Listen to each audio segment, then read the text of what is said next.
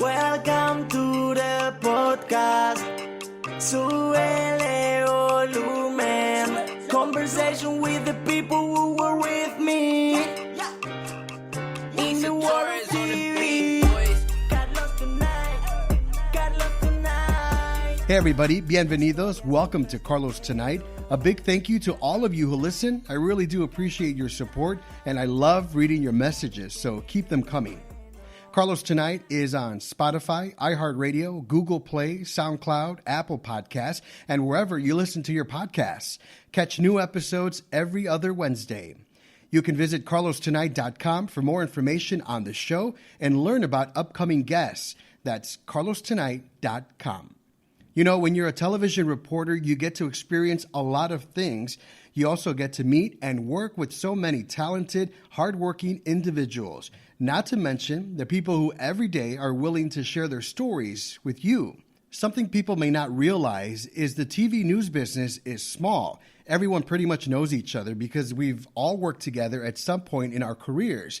It's like that game, 6 Degrees of Kevin Bacon.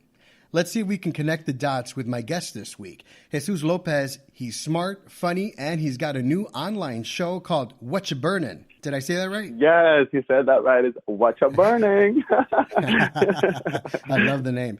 Jesus, welcome to the show. How are you? How's the pandemic treating you? Well, thank you. Well, the pandemic has treated me, I feel like I would say the same thing everybody was going to say. It's a little hard, but it is hard, especially when someone is just outgoing that wants to be out and socializing. It's hard because you just can't do that at this point, So I've been cooped up in my house for a while. Like everybody else, but I think in California it's a little stricter. Like I've been cooped up in my house and I decided to cook. I cook every day, so why not share it, with everybody? That's cool. So we used to have mutual coworkers, and that's how we met. Let's try to connect the dots for the listeners. So You started working at KERO, the ABC affiliate in Bakersfield, California, in 2016, about a year after I left the station for San Diego, where you live now. That sounds about right, yes. Another couple of things we have in common. Our families are in Miami. Correct. Yeah, we're both from South America. Correct. And we both love arepas. For sure, yes. It doesn't matter if they're from Colombia or Venezuela. Arepas are great. Exactly. So if you don't know what an arepa is, let me describe it for you. Arepas are round and flat, kind of like a cross between a tortilla and a pancake. You can put cheese in them or make them into a sandwich like you did the other night on What You Burnin'. First, how do you come up with the idea, or how did you come up with the idea to create this awesome cooking show? Well, I as I mentioned, I've been cooped up for a long time already in my house. I feel like it's been ages. The year stopped for me at March 2020. Kind of thing. Mm-hmm. So it's just been adding to March. And I'm like, I cook every day. So I want to share that. So I'm like, and I'm colorful, I would say. My language sometimes it's colorful, and I sometimes throw in the Spanish in there. And I'm like, let me share with my friends and my top 5 fans that live in Miami, mom included. And hey, it serves as a stress relief for me. It's fun. I get to connect with people. It's just incredible how sometimes I get some friends like, how did you do that? And I haven't spoken to them since elementary school. So it's great. I'm loving it. What a great idea. When I was watching the other night, I found myself pausing the video and then writing things down because I'm not a cook, but I want to learn. Quiero aprender a cocinar. So, okay. How old were you when you started cooking, and who taught you? This is funny. I'm going to laugh. You're going to laugh a little bit. Sorry, Mom. But my mom is a bad cook, God bless her. She tries, But her food is not. Hey, that's another thing we have in common. Sorry, Mom. God bless her. She tries, But it just doesn't come out with a lot of, I feel like she may not put a little care. Maybe she's on the go and she doesn't think too much about it. But I'm like, no, I need to try a little bit better. And growing up, of course, it was horrible. I was doing bad. And then my first trip to Venezuela, 15 years after, arriving in the United States, I went to visit 15 years later. And then I started to taste the food there, and I'm like, wow, this tastes so much better. My mom literally cannot even make an arepa that tastes this great. So I'm like, sorry, Mom, again. She's going to kill me. And so my grandma arepas were great, but then I saw my stepmom making her arepas, and the way, like, she would make them, I'm like, oh, no, these arepas were so good. So I asked her, hey, can you teach me? So this is the way I'm teaching you guys in my Watch a Burning show. Long story short, I like to talk a lot. Long story short, I got inspired by just like the Venezuelan household wives and the housewives, how they cook. Like they start in the morning by making breakfast, and then after they're done with breakfast, they start making lunch. And then after they start making lunch, they start thinking about what they're going to make for dinner. Eating out in our country, it's not what we think here in America. It's just like it's a luxury eating out. So you eat a lot of food in. So trying to make it yummy, put some love into it, and it's going to taste great. What's one dish you're known for among your friends and family, or something you absolutely love making? Other than the arepa, I think my husband's favorite has to be that anytime chicken I made the other night. Oh, yeah, I saw that. On Watch Up Burning. Anytime chicken is just like pollo guisado. Just chicken and sauce. But I make it very flavorful. I put sazon completo, a little bit of Goya. And like my only measurement, I go by a half a teaspoon. Honestly, if you just like, too afraid to overseason stuff, get a teaspoon. And then you start tiny like that. It's better to like taste as you cook, than have the food already salty, because you can't start over salty. I've learned that the hard way.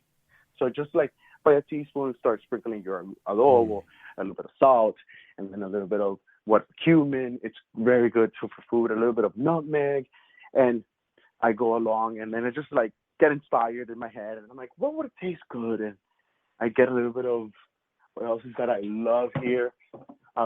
Oregano. Oregano is my weapon to go to any kind of meat. It can be fish.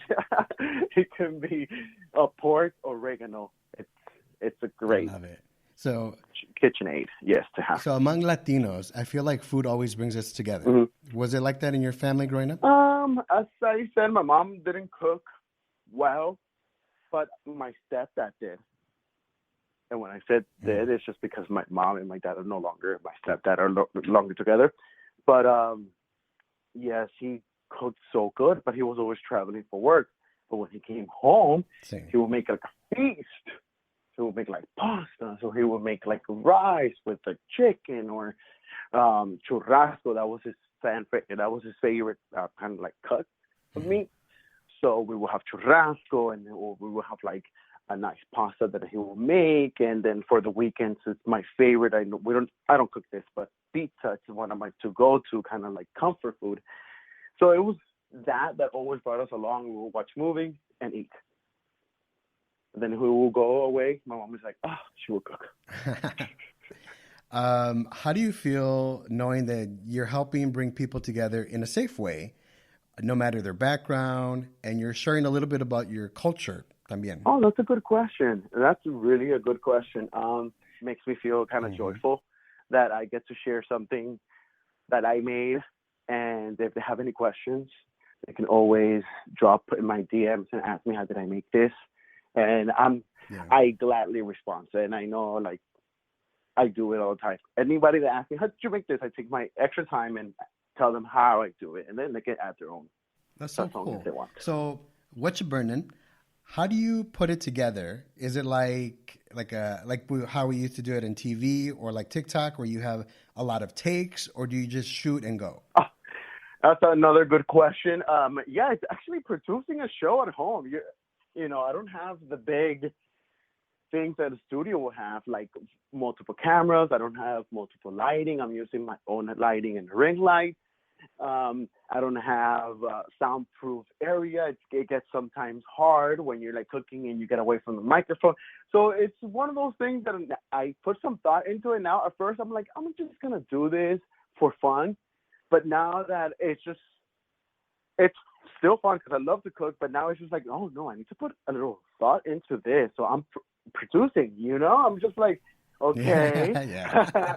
I'm now producing a little cooking show, so I have to prep now the food. Like you will prep a script or like open up like in your rundown kind of thing. So I will have to prep my food.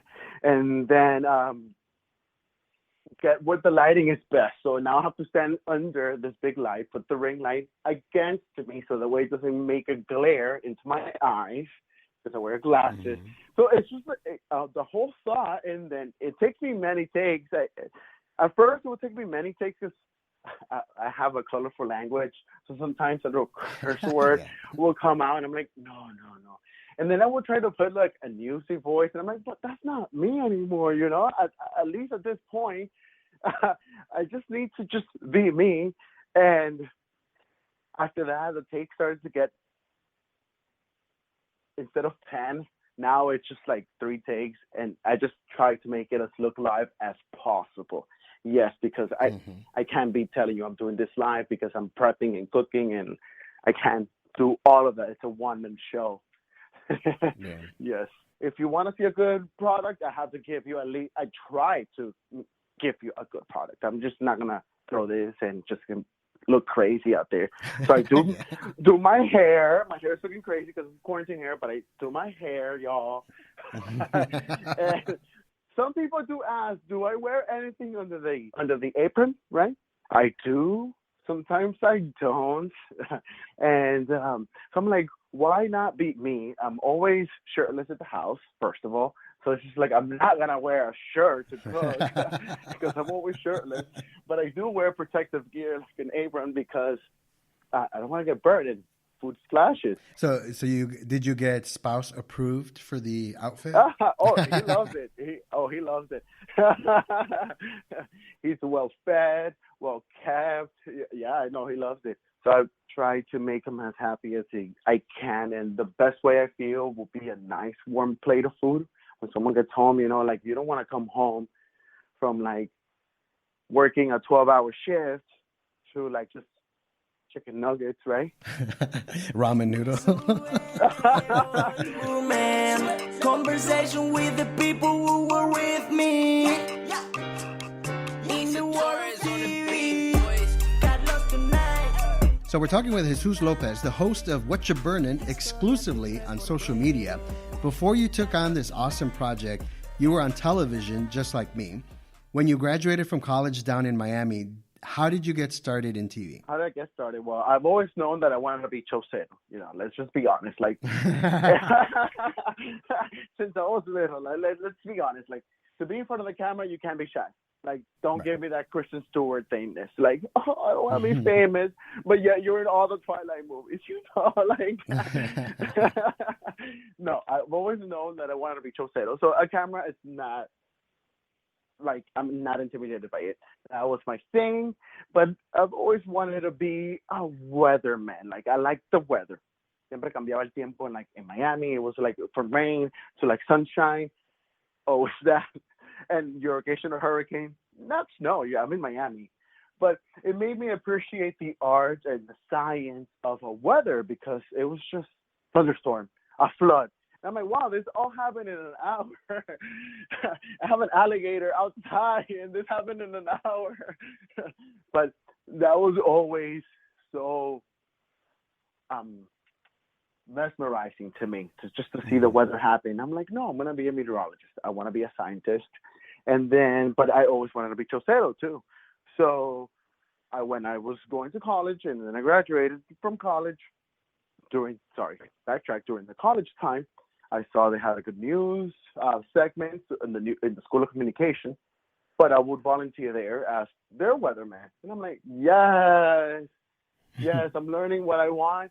And I can also queen. do it on TV. Yes, this is me. Like, get out of here, move. It's my turn.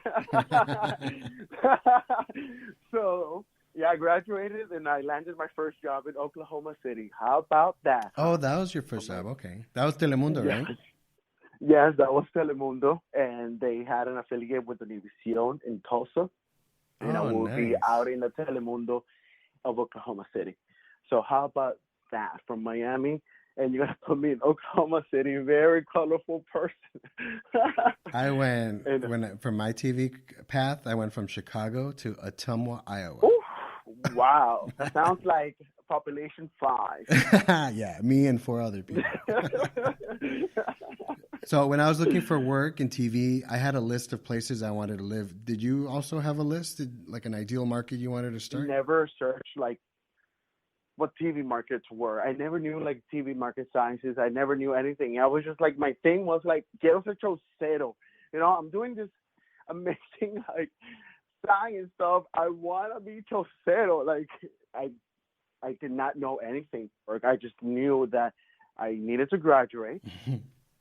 I needed some experience on TV. I was already a nerd out about weather. I just needed that TV. And then I landed in Oklahoma City. And then I didn't even know that was like a top 40 or top 50 market at all. I didn't know that. Mm-hmm. And then I got my job in Bakersfield, and I didn't even know that was like obviously market like negative 2,000. Sorry, Bakersfield, don't like that place. No. I will not go back. But oh yeah, let's talk about that real quick. So after Telemundo in Oklahoma City, you ended up in California working for 23 ABC in Bakersfield. And for our listeners, Bakersfield is about 2 hours or so north of Los Angeles, up I-5. What was it like for you? So get ready for this. I'm gonna drink a little bit of water. Fasten your seatbelt. Wait, let me take another. Yes. Oh, I'm like, oh my God. I get home and I'm like, oh my God, look at that. I got an offer to go into the English market. Oh yes.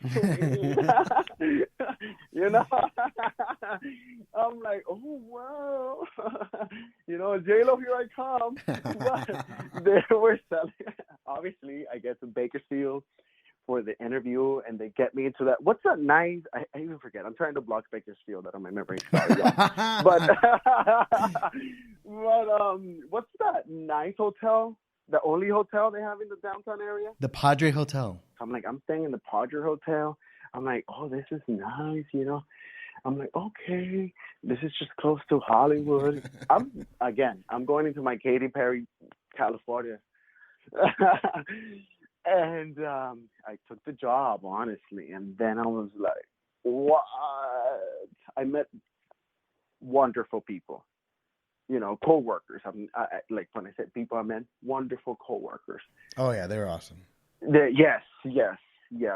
And I even met you through them, so that's, you know, it's great.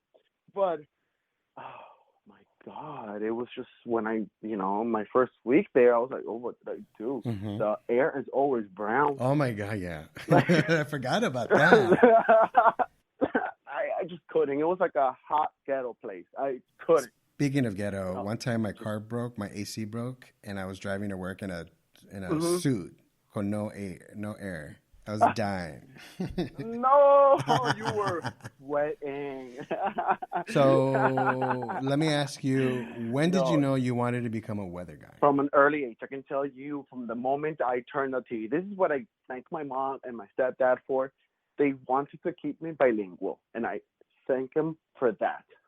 Like, now that I'm old, please, gente, no le dé pena hablar español, aprendan el español. It's esencial. Absolutely. To know another language. Sí. For any kind of job. It just gives you an upper hand. Well, point is that they were like, oh, no, honey, no English at home. You're going to speak Spanish because we have family back home, back in Venezuela, yada, yada.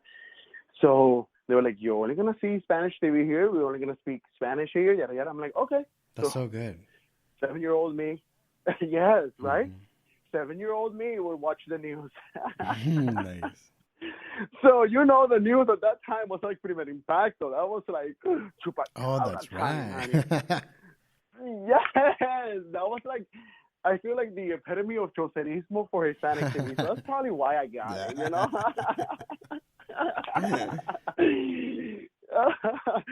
So it was just one of those like, yes, this is what I'm tuning in. Chupacabra, I'm scared. I couldn't even sleep when I was like 7 years old.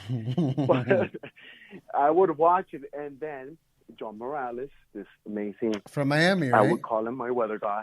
Yes, I remember yes, watching. John Morales. I've been watching him since he started, but since I watched him in Univision. I don't know where he started, honestly. I know he graduated from Cornell, and I love, he's I'm his number one fan. I feel like he doesn't know it, but I'm his number one fan. That's cool.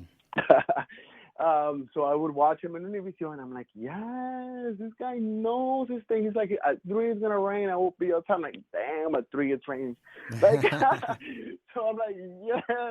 I would watch any other local one. They would be like, at noon, and noon the sun will be popping, and then they were not right. So this guy was always right to me for some reason, and he just had this way of like teaching you the weather, which I thought was so cool. And I stuck with him since, like, watching him since transition. He went from Univision to Telemundo. From Telemundo, he's now the chief meteorologist for NBC. Yeah. Oh, yeah. That's all in Miami. Yeah.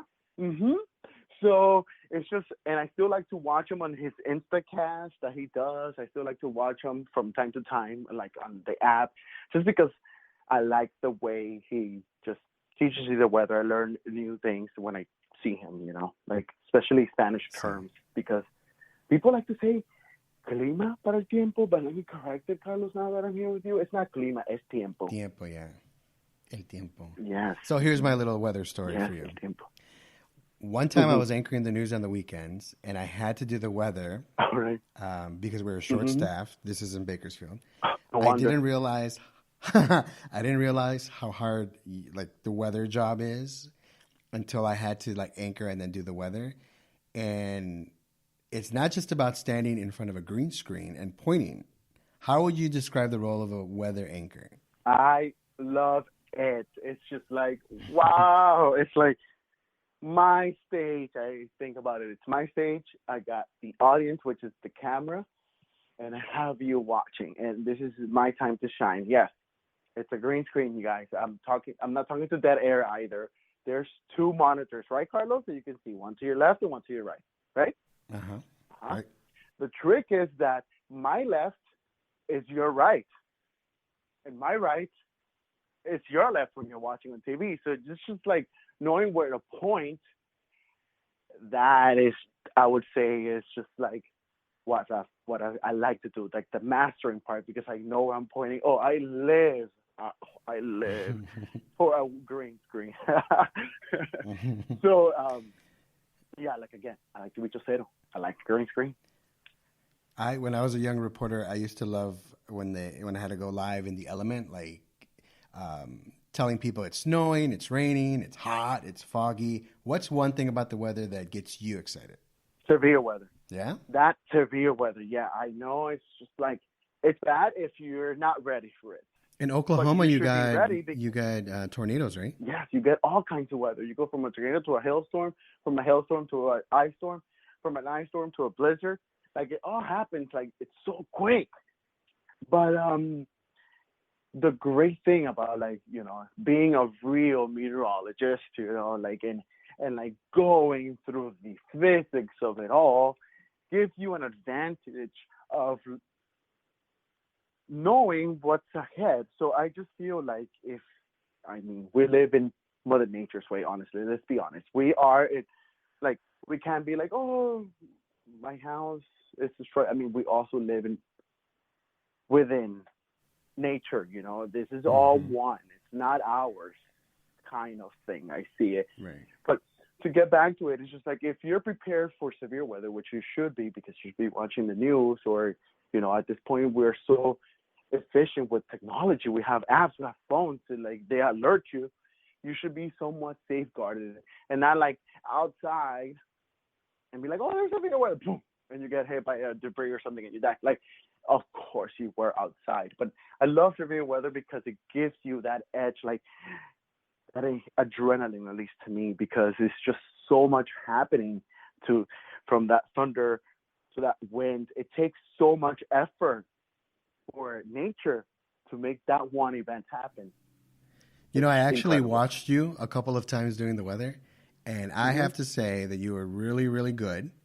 And I was very proud to see a young Latino on the air multiple times every night. You were what, 5, 6, 11? Yes. Because when I was growing up watching the news, you really didn't see that much diversity. And so it was a proud moment for me and probably for other people as well. So thank you. Oh, thank you. I like to see Latinos in TV. I like to see Latinos in high places. I like for Latinos to strive for better. I know we like to, our parents, for example, they migrated here. I can only speak for mine. Like she migrated here, and you see how hard your parents work to give you whatever you want that they can afford that time.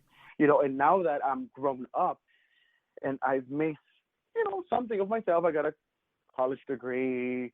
I strive to be better every day because us in this country, we need to do better. Yo siempre digo, el talento hay, lo que falta es el apoyo. Yep. I like that. Yes, we are as equally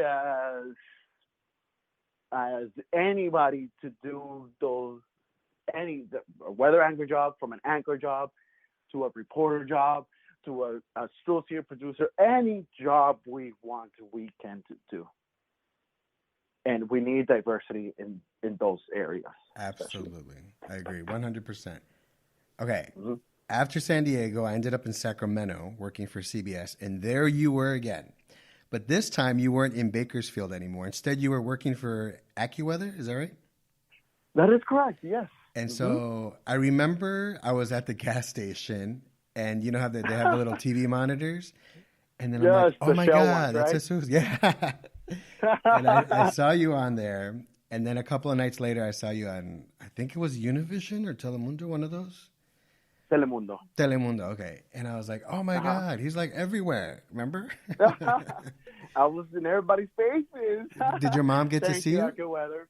Huh? Did your mom get to see you from home? Oh, yes. I try to include her a lot in what I do because she lives for that Choserismo too. My mom is one of those moms. I don't know if your mom is one of those Latina moms that anything she puts on social media, like, like Disney princess, she just falls for that virus and boom, I'm a Disney princess. I'm like, okay. What advice would you give to a young Jesus Lopez starting out in television? Oh my God, I feel like this is the Drag Race moment. I love that show. You just did that to me. Tell me a little bit about it. Tell this young kid. Yes. So thank you for that question, honestly. To know how the TV market is fun, but it can also be very sketchy. And I don't mean sketchy like, oh, you're gonna get robbed. Not that sketchy. I just feel like there's shady. Shady, yes. Oh, yes. I know about that. It is so shady, like. But point is, I got myself out of the weather, and I went to school for news production. By the way, in San Diego City College, it's great. I don't need to be paying a lot of money to learn TV because I was already in TV, and you learn so much. Point is that I started my way back, got close to getting my degree. Well, I'm like, wow, I did something over 2 years. So I'm learning about news production, and I'm like, let me get an internship. And I got an internship, and I didn't tell nobody there I didn't walk in there. I'm like, here's my resume. This is what I did. I'm like, let me see how these people would actually treat an intern. Okay? And honey, you're supposed to be there to learn. Yes, I learned. And I also learned what not to do. Like, it's so shady. It is. Like it's just like, go do this, do that. Like, I'm like, my brain is larger than only cutting a piece of paper. But hey, honey, like, it is what it is. The thing is, like, what I'm trying to say, they don't want to get to know you kind of thing. It's, they just like try. See, I always treated my interns differently. Like, I would Good. have them write my scripts. I would have them like, hey, write my teas, and hey, try shooting this, just so they can get experience and they're not just getting coffee like I used to when I was an intern. Mm-hmm. And then you get to know them, and then they become That's great. producers, they become reporters in bigger markets, and then the Oh, idea was for them to yes. throw me a That's bone, but another they never did. podcast. But How that's about another that? show. Yes. But they ain't ready Talk for about it. They ain't shade. ready for it. They ain't ready for it. Nope. With me in the world TV. Got lost tonight. Got lost tonight. And we're talking with Jesus Lopez, host of What You Burnin', exclusively on social media. We were talking earlier about arepas. I like my arepas with cheese. I recently had one with meat, like you were doing on your show the other night. And I watched my dad make them. What are some of the ingredients you need? Okay, you can go to a store, any store. I would hope you live in a little nice Like to popping go to the store city that and buy has them and then make them ethnicity at home. and diversity. So if you do, you go to the international area or the Latin area of food, and you're gonna get harina pan. They have two kinds. The yellow one is the yellow corn or the white corn. You know, it's your preference. But if it's your first time making them, I would suggest the white corn, because the yellow corn can be sometimes sweet and it can catch you off guard. You know, it's a palate kind of thing. I don't want to surprise you like that. I like them, but some people don't. So I've noticed that with people that have never tried them. So I'll get that harina pan blanca, and then I'll follow the instructions. It tells you to pour in 2.5 cups of water, and then 2.5 cups of the harina pan in there. You know, so equal parts. But again, you should. This is my tips. It's very easy. It's not rocket science. You put your 2.5 cups of water. You know, you first in a bowl, add a bit of salt, a pinch of or a little teaspoon of oil, because I don't want the masa to be all lumpy. And then you start pouring in little by little. You start pouring in your harina pan, and then you do like with your hands, like if you are a KitchenAid machine, but you do it with your hands. Get your hands dirty in there. You know, that's a good stress relieving kind of part, like la masa.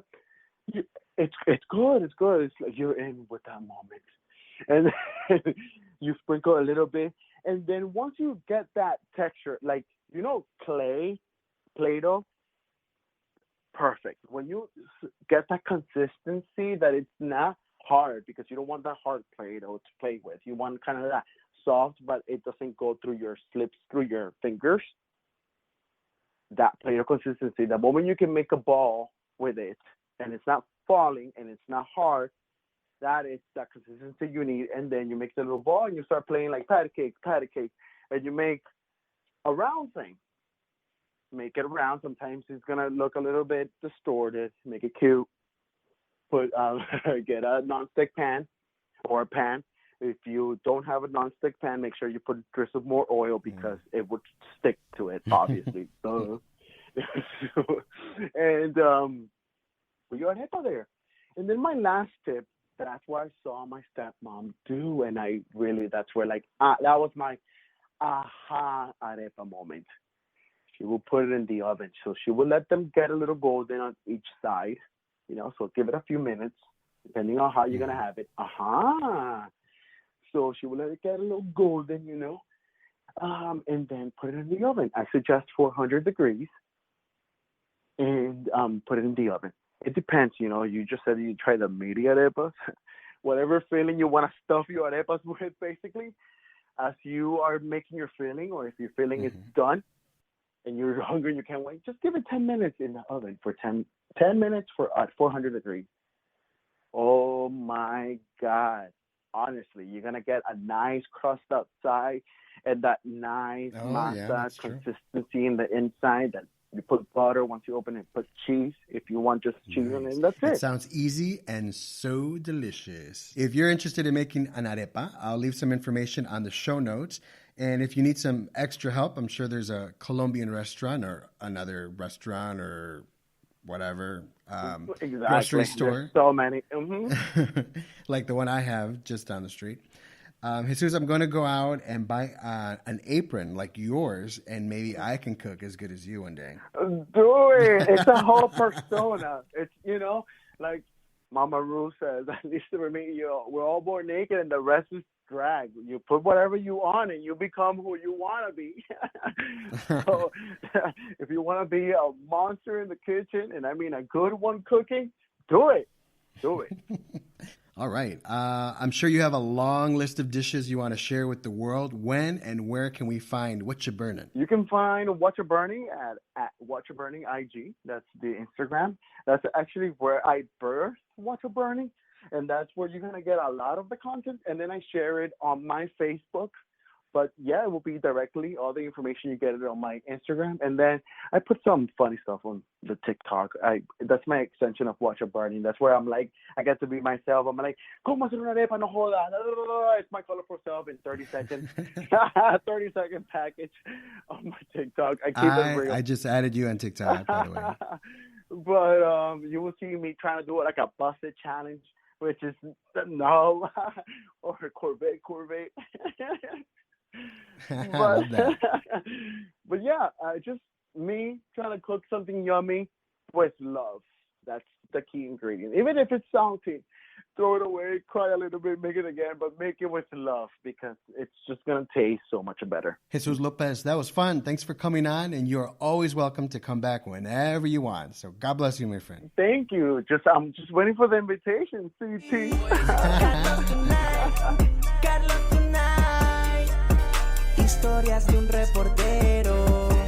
And that's a wrap. Carlos Tonight is produced by yours truly, Carlos Correa. My theme was written and produced by Skin Gales. Stream Carlos Tonight every other Wednesday on Spotify, iHeart Radio, Google Play, Soundcloud, Apple Podcasts, and we're now on YouTube.